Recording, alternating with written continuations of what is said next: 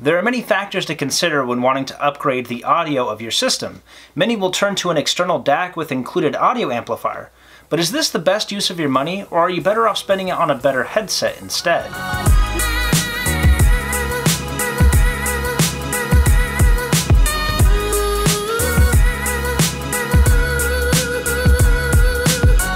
The question, do you need a DAC, is kind of a misleading one. DAC, DAC, stands for Digital to Analog Converter. Basically, files are stored, and in the topic of this discussion, we're referring to your PC. Audio files on your PC are stored as digital information, and they need to be converted into an analog signal if they're going to be interpreted as sound. So technically, every device that performs this conversion has a DAC of some sort. Now, the quality of this DAC is important. A lower quality DAC will introduce static, artifacts, and other unwanted noises. A higher quality DAC will sound crisp, clean, and as much like the original source material as possible.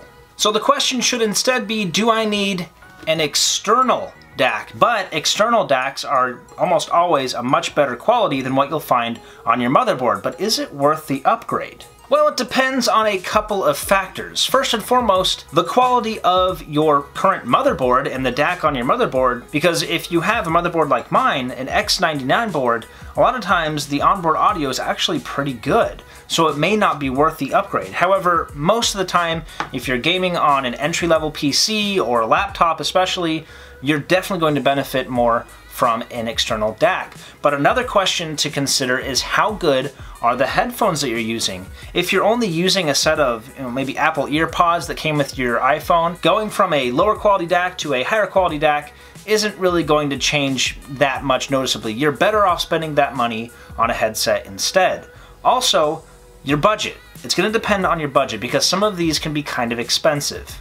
So I think we understand now the purpose of a digital to analog converter. But what about an audio amplifier? What purpose does that serve? Higher quality headphones require a stronger signal, more so than just a simple pair of earbuds. This is what's known as a headphone's impedance. Now, this impedance is measured in ohms, and most gaming headsets fall within the range of around 16 to 48 ohms. If you're lower than around 50, the onboard system that you have on your motherboard more than likely will be able to power it just fine. However, that threshold may be higher depending on the quality of your motherboard. For example, I have an X99A Gaming 7 by MSI, and that motherboard actually has some pretty decent onboard audio. It's capable of powering headsets with an impedance of up to 600 ohms. So it's probably important then to figure out what your motherboard is capable of delivering and what your new headphones require. If your headphones require more than what your motherboard is capable of putting out, that doesn't necessarily mean they won't work, but the further away from that threshold, the higher above that threshold you get, the worse it's going to sound, and also the quieter they're going to be. And at certain frequencies, it's not going to sound very good. Enter the GSX1000 by Sennheiser. This is a high-quality external DAC audio amplifier combo, capable of powering headphones up to 150 ohms. Essentially, your microphone and audio input from your headset will plug into this device, and this plugs into your computer via USB, completely bypassing the onboard audio of your system. But a superior sound quality is not the end of the story. Sennheiser claims that their 7.1 virtual surround sound algorithm is capable of rivaling the sound quality produced by a true surround sound headset. Honestly, I believe them. This is the best, most immersive surround sound experience I've ever had from a set of headphones. And I know I've said this before, no compromises, the best sounding, most immersive gaming experience you can get for around the... This is a more expensive headset than the one I've been using to conduct my review of the GSX1000 amp. The reason this is more expensive is because it has its own internal amp and DAC. Essentially, this connects via USB to your computer. So because it's connected by USB, there's no conversion from digital to analog information. The digital information is coming right out of the USB port, and it's not being converted into analog. That's why it needs, within part of the cable actually, its own little DAC that will convert that information into an analog signal. And this has a pretty convincing 7.1 surround sound experience, although this GSP GSX1000 that I've been using is technically not as good of a headset. The surround sound experience is actually better on these because it is capable of using the external DAC. And when I say immersive, I really mean immersive. I can hear a clock ticking on a wall 3 or 4 meters behind me, and I can identify that it's above me about a meter, up on the wall, around my 7 o'clock position. I can hear that. I can hear footsteps on the floor above me and hear them walking away toward a staircase that's nearby. Surround sound gaming brings a whole new level of immersion. I highly recommend giving it a try if you've yet to experience it for yourself. So it's come time in the video to talk about what this external amp does well. First, I really like the sleek design. Now I understand this is kind of subjective, but you have to admit that it appears much more polished than other external DACs out there. The understated red and black theme with a red ring around the volume control really ties everything together. It's small, it doesn't use up a lot of desk space, and all the ports face toward the rear of the device to keep cable clutter to a minimum. You don't feel the need to hide this thing from view. It actually accentuates a desk rather well.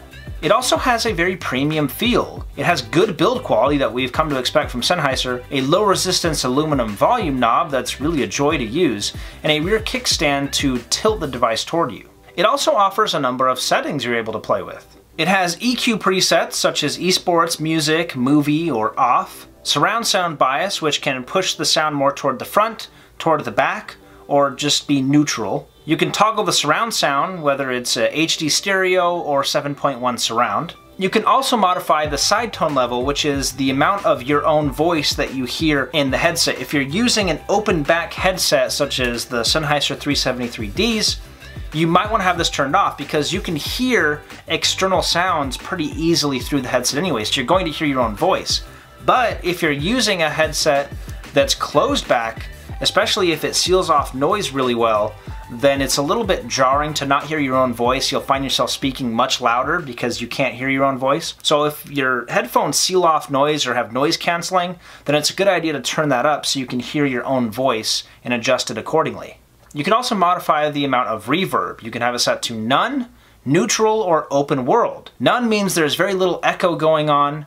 Neutral means there's, as it suggests, a neutral amount of reverb. And open world means that you're going to have a lot of virtual echo going on. In some applications it's cool, like open world games or movie trailers.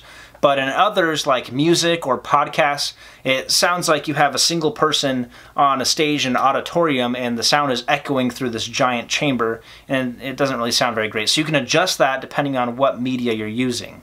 And it's got a number of really cool features. Now with all these different settings you can mess with, it's nice that it includes 4 different profiles that you can set depending on the type of media you're using. You can have a preset for music, a preset for movies, one for esports, and one for games, for example, and you can customize those at any time and save them to the device itself. The capacitive touchscreen is also very nice. It feels really premium. And as you bring your hand closer to it, it actually illuminates and it knows that you're about to touch it. When you pull your hand away, after a couple seconds it dims as to not be distracting from what's going on screen. It also has an audio output so you can quickly toggle between your headphones and maybe some external speakers that you have just with the press of a button. And a big selling point of this device is that there's no software needed. Everything you need is on the device itself. So you can bring it on the go, plug it into someone else's computer, and just be ready to go instantly. It's great for esports. You can bring it to tournaments and things, your headphone and your external DAC. You don't have to worry about what computer you're going to be using and if it has the right drivers and if it has the right software. Everything you need is actually on the device.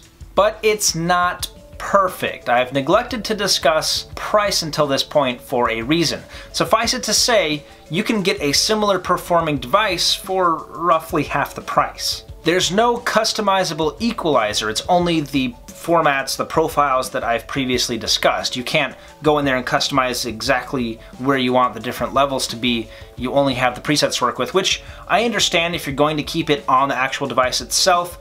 That of course would require software on your computer if you wanted to really get in there and mess with things, and I think the fact that it's an all-in-one and doesn't need the software is a bigger selling point than having a detailed equalizer, but that may not be the case for you.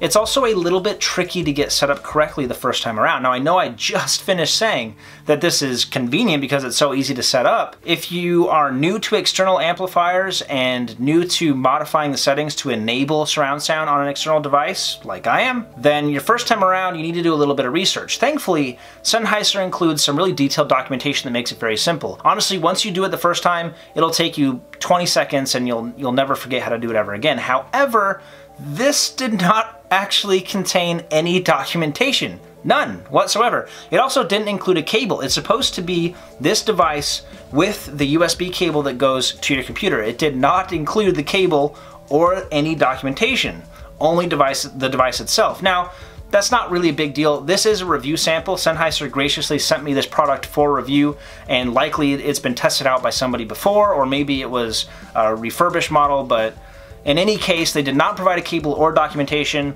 All things considered, not a big deal. I have loads of cables, and thankfully one of them worked great. It's micro USB to USB. I mean, everyone has a million of those if you have an Android device. And the documentation I was able to find online. So no harm, no foul. I imagine the retail versions of this product will include everything you need to get started. In conclusion, my time with the GSX1000 has taught me one very important thing, and that is that an immersive audio experience is every bit as important as an immersive visual experience. At $230 though, the Sennheiser GSX1000 headphone amplifier is not the cheapest solution out there. I would argue, however, that the ease of use, sleek design, intuitive controls, and peace of mind that comes with buying a product from a reputable manufacturer justifies the price of admission. That being said, I only recommend this product if certain conditions are met. The kind of gains you will see moving from your onboard audio to an external solution are not as significant as the differences you will see in spending the equivalent amount of money on a new headset, provided you don't already have a nice headset in your possession. So that's basically what it boils down to. If you don't have a nice set of headphones already, it's definitely not worth it to buy a nice external amp. If you do, however, have a nice pair of headphones and you feel that they're underpowered, then definitely invest in an external amp, especially one that will allow you to utilize that 7.1 surround sound. It really is a terrific experience. But thank you guys so much for watching. If you're interested in where to find the products that I've talked about in this video, check those out in the video description below. If you enjoyed this video or found it insightful, please give it a like. And if you want to see other product reviews that we've done recently, you can check those out in the videos over here. Thank you again for watching, and I will catch you guys in the next one.